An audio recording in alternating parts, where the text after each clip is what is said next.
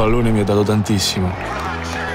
Mi ha fatto incontrare persone magnifiche, grandi campioni e gente comune. E ora comincia il secondo tempo della mia vita. Amore, ma è bellissima. No, non l'ho scritta io. È di Antonio Cassano. Quello a 35 anni già lascia il pallone, è matto. Ma com'è che alla tua età vuoi ancora giocare? Perché è quello che so fare, mi. C'è un tempo per giocare, ha un tempo per vivere. L'ha già fregata una volta il tempo, Francesco. Che devo fare? La pasta? 50 grammi. Dolci? No. La cioccolata? È un dolce, non ci prova. Quella amara? Tanto non ti piace. La bomba alla crema? Sto scherzando. Lo so che è complicata per voi. Ma sono braccato, no?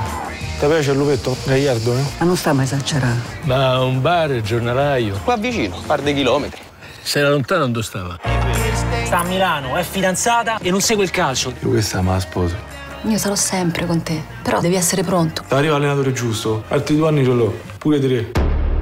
Totti, sempre Totti. Ma io alleno la Roma, non soltanto Totti. Ma appuntato. Può pare che il problema della Roma sono io.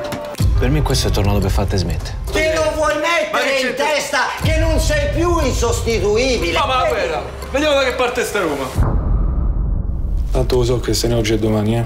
Però almeno il finale lo voglio scegliere io. E io voglio il finale col Bottamo. 25 anni, tutto passa troppo in fretta. Io ho paura che senza quella palla non so manco che cazzo so. Un viaggio, un amore, una vita. Ma pare che alla fine qualcosa di speciale abbiamo fatto.